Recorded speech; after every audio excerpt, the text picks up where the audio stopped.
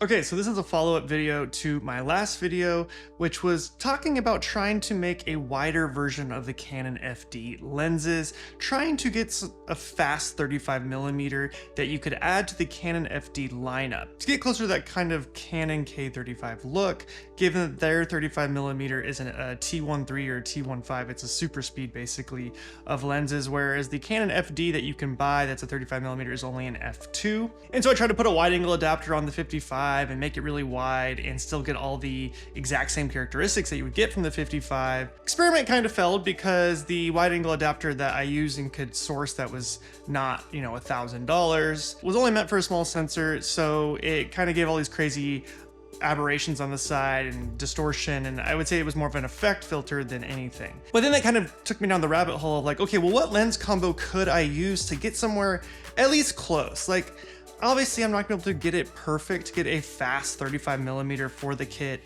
that can work on Super 35 and work on full frame, but it still be like in the world of what the FDs look like. And so I basically just broke out any lens that I could think of that I own and had access to and tried them all out. And so I'm gonna throw up a few of those tests here on the screen. I don't wanna go get too into the weeds on looking at all these lenses because that would just be a super long video, because I do have a conclusion that we will talk about here after looking at some of these lens tests. So I threw on the Sirui Nightwalker lenses. You know, they're really cheap. They're T1.2 lenses. I was like, okay, what does that 35 look like at T1.2? Would that give me enough of a close enough effect? I mean, they're so cheap. They have gears on them already, and it'd be a really easy lens to just substitute when using it on my Komodo because the lenses I have are RF and they're designed for Super 35. That would limit me on the full frame, which is a caveat of those. So here's a quick look at that.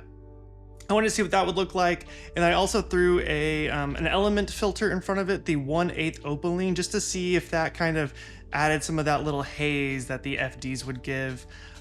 Interesting, looked pretty cool.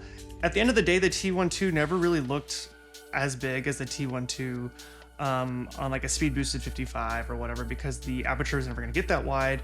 But in comparison to the 55 FD as is, you know, not too far off. Nothing. The FD is just a better lens. The coating is better.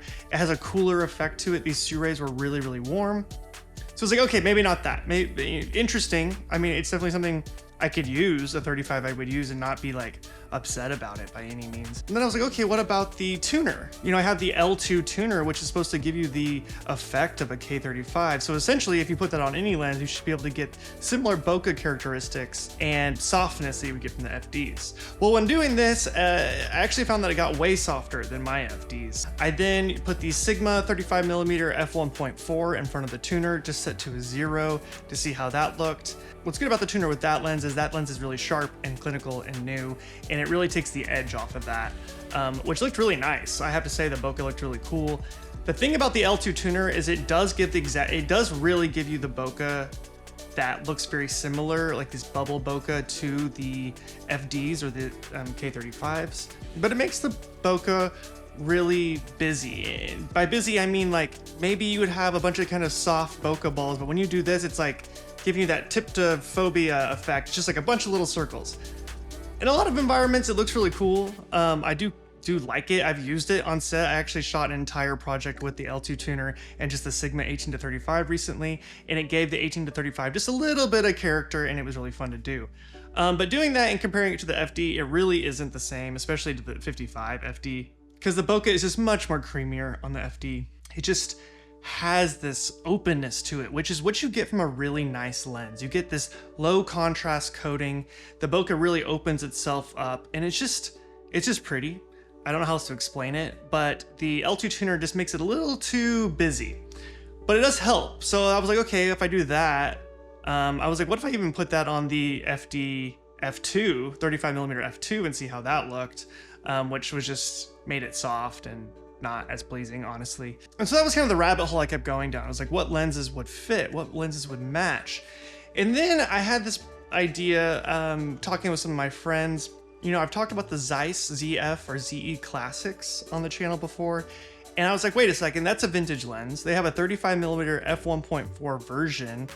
It's going to have chromatic aberration wide open and stuff like that, which the 55-1.2 FD does as well. What I was looking for is really like a coating that was a little bit cooler, but still had vintage bokeh and you can open up to f1.4. That's what we were looking for. So it was like the classic. So I called a friend, I borrowed his 35 f1.4, threw it on, did some tests with that.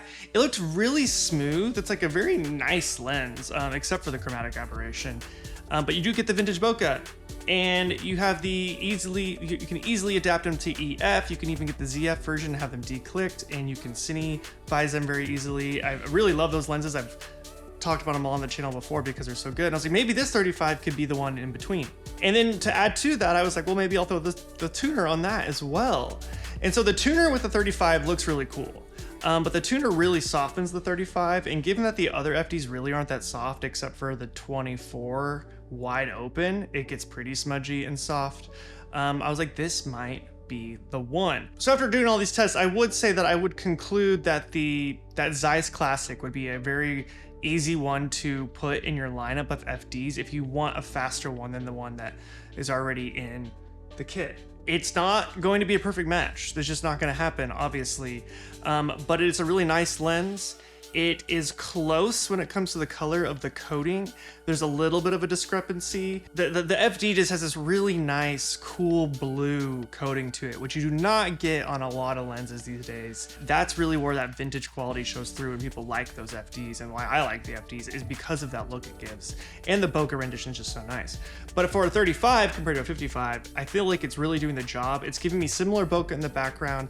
And if you even look at this shot here, it's almost like a sequence. I put two shots together as if I was shooting a sequence, and to me they're close enough, even on the colors, like look at the colors of the blacks on my shirt, they're close enough that this 35 would be an easy addition to the kit. Still going back to if you don't want to use the f2, if you'd rather have an f1.4. And in a lot of ways you could just use the classics over the FDs. The classics are not as nice quality. They are, I would say their bokeh is busier, they have a little bit more defects to them, but they are really cool and they give a really fun look. And so maybe if you just don't want to use the FDs, you could just use the Zeiss Classics anyways, the ZFs or the ZEs. Yeah, so the 35, I'm actually shooting on it right now. I'm actually speed boosted right now, so we're at f1.4 on the speed booster. So we're kind of, well, this is a wider situation, you know, the equivalent to a 35 full frame versus 35 super 35. But just for a quick comparison, I'm going to throw on the Canon FD35 on this speed booster, and we'll just see how that compares. I think what you're going to find is that the 35 f2 is much warmer,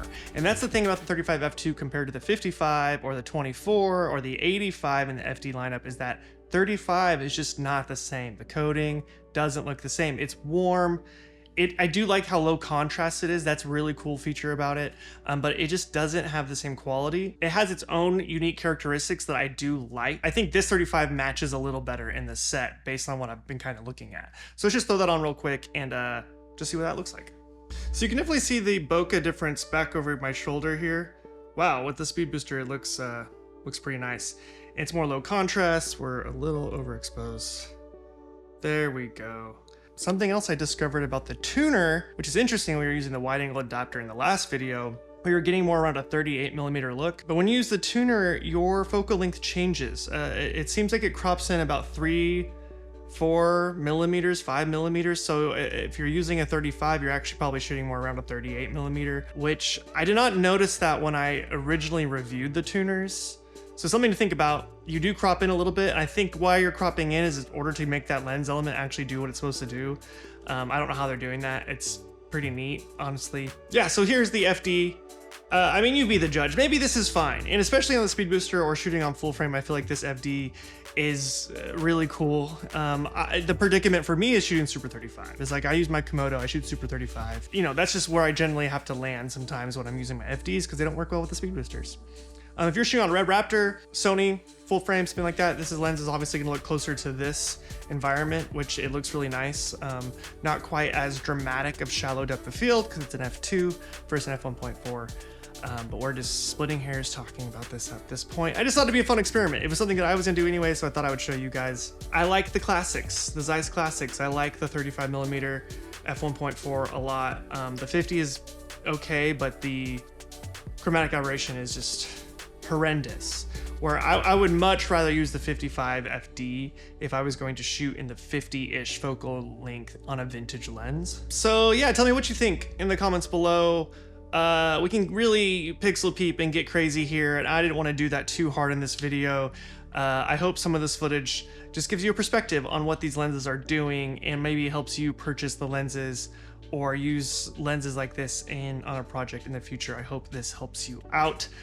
Before we go, I do want to talk about this video's sponsor, which is Squarespace. Squarespace is an all-in-one platform to present your work online. Start a completely personalized website with the new guided design system, Squarespace Blueprint. Choose from professionally curated layout and styling options to build a unique online presence from the ground up. Maybe you want to start an online store to sell your photography or other products. Squarespace has the built-in functionality to get one of those up and running quickly, and I've actually been using Squarespace to run my online stores for almost a decade now. Make checkout seamless for your customers with simple but powerful payment tools, accept credit cards, PayPal, and Apple Pay, and in eligible countries offer customers the option to buy now and pay later with Afterpay and ClearPay. And of course, if you're like me, you're probably looking to build a portfolio, which Squarespace has tons of features for that very thing. You can even create private galleries for client work using these tools. So if you're looking for a home for your work, you can do that with Squarespace. Click the link in the description to get 10% off, and I want to thank Squarespace for sponsoring this video.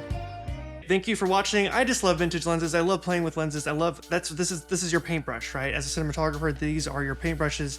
This is how you get a look. This is how you make your stuff look different than other stuff. Each project calls for a different lens. So I have all these lenses. I tried all these lenses. You know, the different shapes and sizes and textures and bokeh and character. And it's really fun to go down the rabbit hole of being like, what's the perfect set for a situation? So I hope this helps you. And as always, until next time, guys, I'm Sakurai. See ya.